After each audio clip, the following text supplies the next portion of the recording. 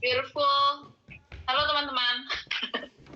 Hari ini kita mau belajar beberapa kata dalam bahasa Inggris yang jarang kita jumpai. Sebenarnya ini kata-kata yang sering seharusnya digunakan, tetapi kadang kalau kita lagi ngomong di conversation sehari-hari itu agak jarang mengucapkan kata ini. Tapi nanti kalau kita lagi baca buku atau baca berita sesuatu pasti muncul kata-kata ini. Nah, kata-kata apa aja ini? Kita cari tahu lebih dalam. Yang pertama yaitu ada kata fearful. Bacanya fearful. Fearful. Fearful di sini artinya adalah menakutkan. Jadi fearful itu masuk kategori ke kata adjektif atau kata sifat ya teman-teman ya. Menakutkan. Contoh kalimatnya gimana? Misalkan the haunted house is fearful. Atau rumah kosong itu menakutkan. Jadi formulanya biasanya noun atau kata benda ditambah dengan fearful ini. Kemudian yang kedua ada kata ugly. Bacanya ugly. Sekali lagi, ugly. Ugly artinya jelek. Ini jelas ya, kata sifat ya. Dalam bahasa Indonesia pun kata jelek itu kan masuk ke kategori dalam kata sifat. Ini digunakannya untuk menjelaskan sesuatu yang mungkin terlihat buruk seperti itu. Contoh kalimatnya misalkan the clothes is ugly atau baju itu jelek dan seterusnya. Kemudian yang ketiga ada kata excited. Excited. Bacanya excited. Artinya gembira. Kalau di sini nulisnya gembira ya, tapi makna yang sebenarnya itu bukan gembira, tetapi lebih ke menarik. Jadi sesuatu yang wah ini interesting sekali. Nah itu excited gitu. Orang yang sangat tertarik. Sorry admin, ini harusnya tertarik ya. Kalau menarik itu jadi exciting. Pakai ing belakangnya ing itu jadi menarik. Kalau untuk yang excited ini lebih ke tertarik gitu. Misalkan contoh kalimatnya, I am excited to go on a travel with you. Jadi saya tertarik untuk berada di dalam perjalanan bersama kamu. Seperti itu contohnya. Next ada kata messy, artinya berantakan. Cara bacanya messy. Sama kayak pemain bola, nggak ada bedanya. Messy, exactly messy. Contoh penggunaan kalimatnya, artinya kotor atau berantakan ya di sini ya. Contoh penggunanya misalkan, the room is messy. Ruangan itu sangat berantakan. Seperti itu. Next ada kata polite. Polite.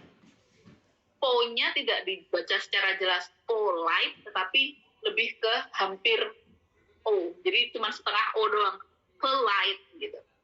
Mau bilang po tapi harus langsung dilaitin. Jadinya jadi polite gitu. Polite itu artinya sopan. Misalkan the kid is very polite. Atau anak itu seperti itu contohnya. Next ada kata rude. Rude, bacanya rude.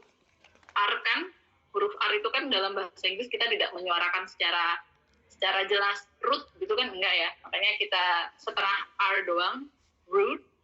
Kenapa harus panjang? Karena ada U di situ. Jadi U dalam bahasa Inggris itu harus tetap dibaca rude gitu. Jadi kayak U-nya jelas di situ. Itu artinya kasar. Contohnya misalkan the girl acts so rude. Atau artinya anak itu berperilaku sangat kasar. Seperti itu teman-teman. Next, kita ada kata patient. Nah, di sini patient dibacanya sama seperti patient dalam arti pasien. Jadi bacanya tetap patient. Gimana cara ngebedain patient pasien sama patient sabar? Tergantung konteks kalimatnya. Tapi cara baca dan artinya juga sangat berbeda gitu. Patient, artinya sabar. Misalkan contoh kalimatnya, my teacher is very patient. Atau guru saya sangat sabar. Next ada generous. Bacanya generous. Saya ulangi, generous. O-nya hilang, jadi E. O-U itu dalam bahasa Inggris diganti menjadi E. Jadi generous gitu.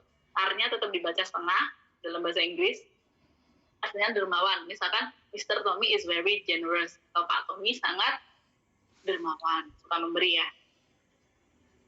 Next ada stingy. Stingy di sini bukan pelit harusnya, tetapi lebih ke bau. Kalau pelit nanti kita pakainya cheap ya. Bau.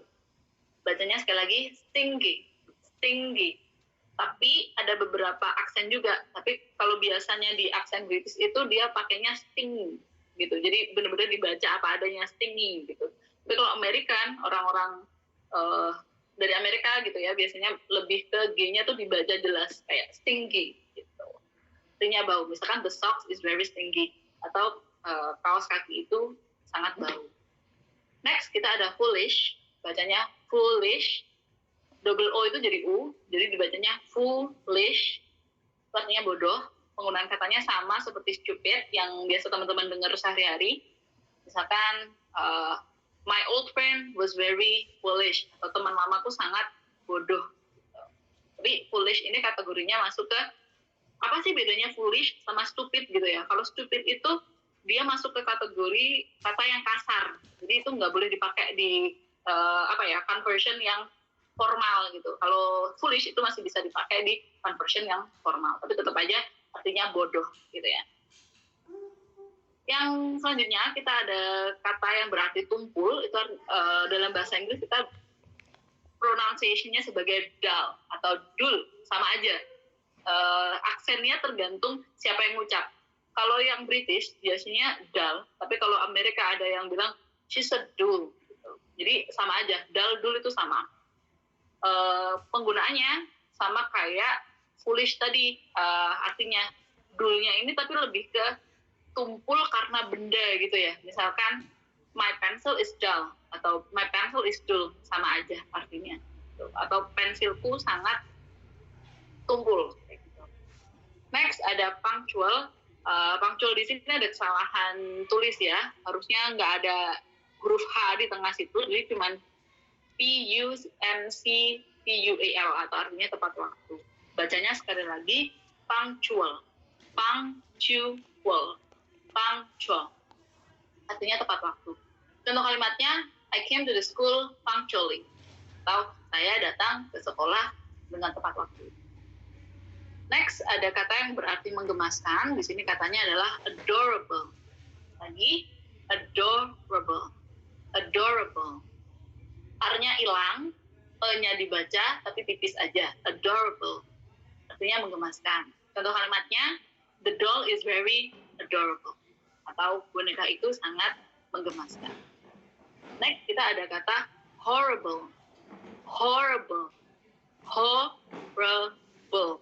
R-nya dibacanya hampir hilang, tapi masih ada. Jadi ditinggalin sedikit aja. Agak sulit ya, tapi bisa. Horrible.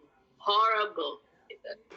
Artinya mengerikan. Misalkan, the thunder was very horrible. Atau badai itu sangat mengerikan.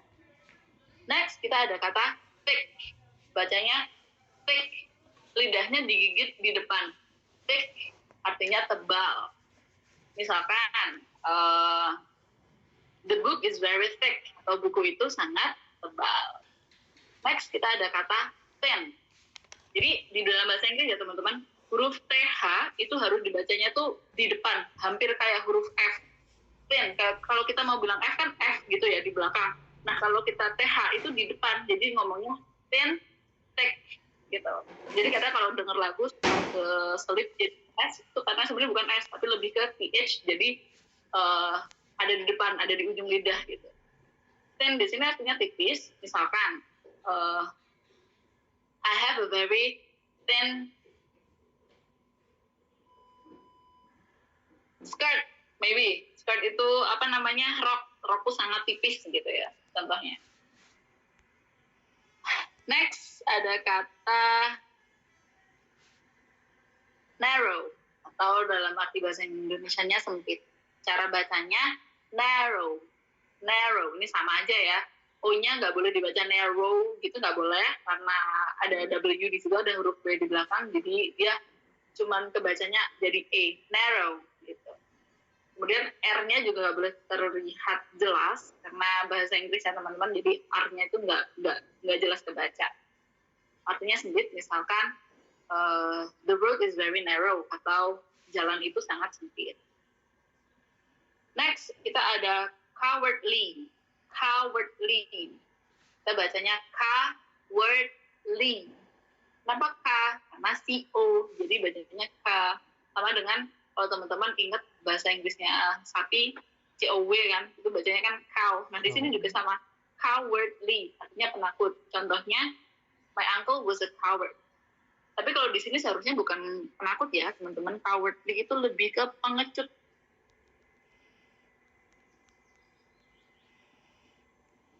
Oke. Kemudian yang selanjutnya kita ada kata shallow. Bacanya shallow. Shallow. Shallow artinya dangkal. Seperti contohnya apa ya? The sea is very shallow, atau laut itu sangat dangkal. Dan next kita ada kata stale. Bacanya stale. Kayak ada huruf I-nya sebelum L, jadi kalau teman-teman mau nulis cara bacanya itu style gitu bacanya. Cuman lebih cepat aja. Jadi stale. Artinya basi. Contohnya, my leftover rice was stale, atau artinya nasi sisaku sudah basi. Wah, Next ada sangat membantu ini ya untuk kita belajar. Jadi untuk teman-teman jangan lupa like dan subscribe channel YouTube-nya, karena masih banyak ya di bawahnya yang akan dibahas lagi. Jadi jangan sampai ketinggalan. Jadi like dan subscribe di channel ini. Oke, thank you. Terima kasih Kak. Next time, bye-bye. Bye-bye.